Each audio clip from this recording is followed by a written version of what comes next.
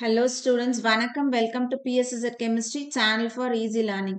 இன்னைக்கு நம்ம பார்க்க போறது Day 4 NEET Chemistry 2024 கான question. So நம்ம question number 6 பார்க்க போறோம். Question பார்க்கலாம். The uncertainty in momentum of an electron is 1 into 10 to the power minus 5 kilogram meter per second. The uncertainty in its position will be H is equal to 6.62 into 10 to the power minus 34 kilogram meter square per second. So, இங்க நம்மளுக்கு actually questionல என்ன provide பண்ணிருக்காங்க அப்படின்னு பார்த்தோம்னா Heisenberg's uncertainty principle கான question தான் கொடுத்திருக்காங்க. So, Heisenberg's uncertainty principle என்னன்னு பார்த்துட்டு அதுக்கப்புறமா நம்ம இந்த ப்ராப்ளம்க்கு வரும். Heisenberg's uncertainty principle அப்படின்றது delta x into delta p is equal to h by 4 pi. So, இதுதான் வந்து formula. இதுல delta x அப்படின்றது uncertainty in position. அடுத்தது delta p அப்படின்றது uncertainty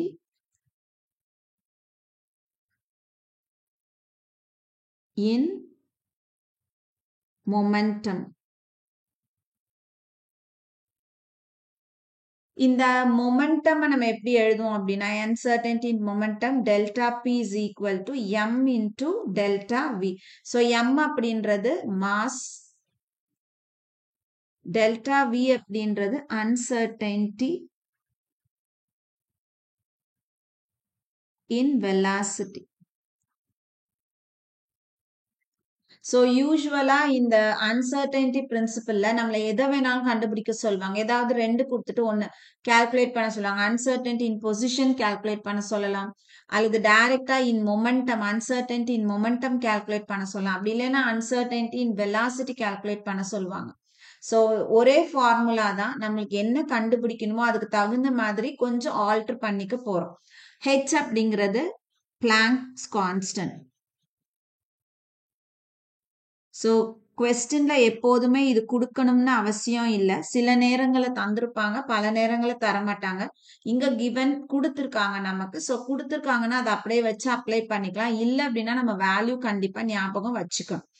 இப்போ நம்ம கொஸ்டினுக்கு வருவோம். கொஸ்டின்ல என்ன கொடுத்துருக்காங்கன்னு பார்ப்போம்.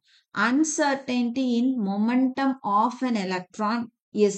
ஸோ இப்போ uncertainty in momentumனா நம்மளுக்கு delta p கொடுத்துருக்காங்க, which is equal to 1 into 10 to the power minus 5 kilogram meter s to the power minus 1. அடுத்தது uncertainty in its position will be. அப்ப நம்மள delta x calculate பண்ண சொல்றாங்க.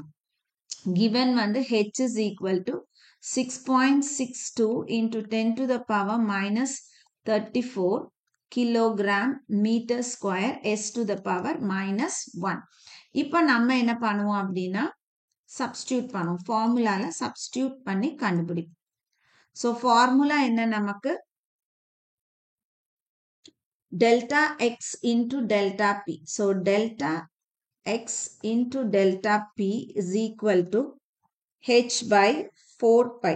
நமக்கு இதுதான் வந்து கண்டுபிடிக்கணும். அப்ப நம்ம ஃபார்முலாவை கொஞ்சம் ஆல்டர் பண்ணுவோம். அப்ப delta x is equal to h by delta p into 4 pi.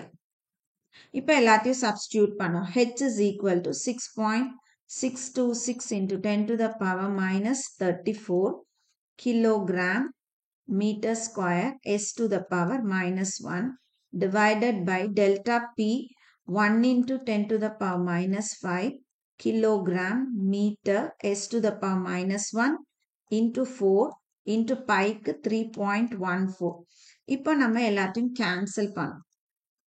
So, kilogram cancel ஆயிடுச்சு. per second 1 meter cancel ஆயிடுச்சு. So, balance நமக்கு என்ன இருக்குது? numbers மட்டும் இருக்கு. இந்த பவரையும் cancel பண்ணோம். இது minus 5, இது minus 34 போச்சுன்னா minus 29.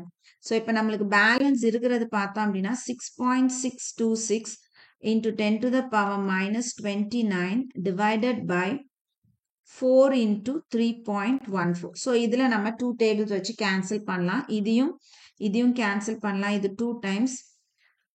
So, நம்மளுக்கு 6.62 தான் கொடுத்திருக்காங்க. நான் அதே போடுறேன். 6.62. இது கிடையாது. ஓகே. ஸோ அப்போ 3.31. இப்போ நம்ம மீதி இருக்கிறதெல்லாம் மல்டிப்ளை பண்ணுவோம். இப்போ 3.31 into 10 to the power minus 29 divided by இது வந்து மல்டிப்ளை பண்ணா 4 2s are 8 2.6. ஸோ இப்போ இதுவும் 0.2 digit இருக்கு, இதுவும் 0.2 digit. ஸோ into 100 மேலையும் கீழையும் போட்டோம் அப்படின்னா டைரக்டா 331 divided by 628 into 10 to the power minus 29 வரும்.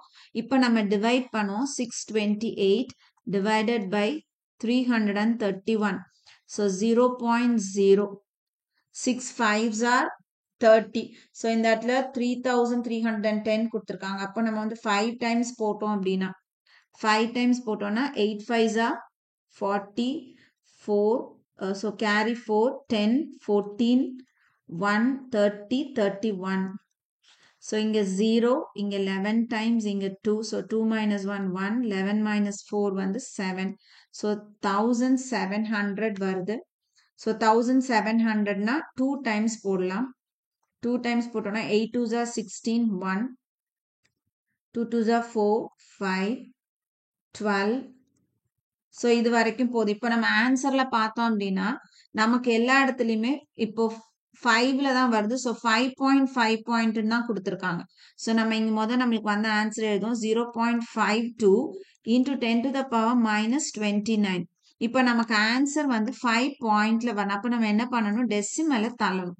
ஸோ இங்க இருக்கக்கூடிய ஒரு டெசிமலை இந்த பக்கம் தள்ளணும் அப்படின்னா இது என்னன்னு வரும், 5.2 into 10 to the power minus 29 ஏற்கனவே இருக்கு, ஒரு டிஜிட் தள்ளி இருக்கும் -1. ஸோ அப்போ இந்த இடத்துல நம்மளுக்கு என்ன ஆகும், -29 - 1 is equal to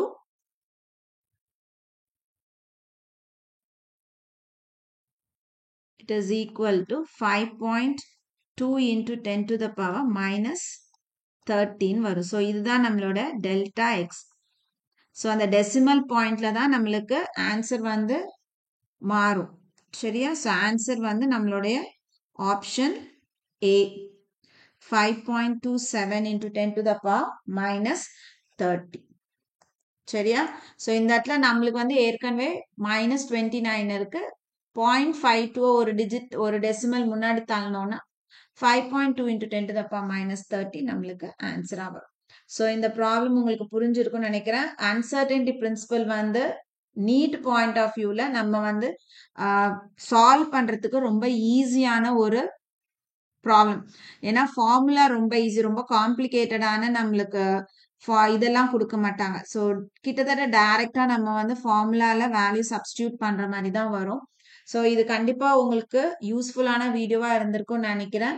வீடியோ பிடிச்சிருக்கு அப்படின்னா லைக் பண்ணுங்க, கமெண்ட் பண்ணுங்க, ஷேர் பண்ணுங்க, மறக்காம சேனலை சப்ஸ்கிரைப் பண்ணுங்க. இதே மாதிரி இன்னொரு செட் ஆஃப் கொஸ்டினோட நெக்ஸ்ட் வீடியோல உங்களை பார்க்குறேன். தேங்க்யூ.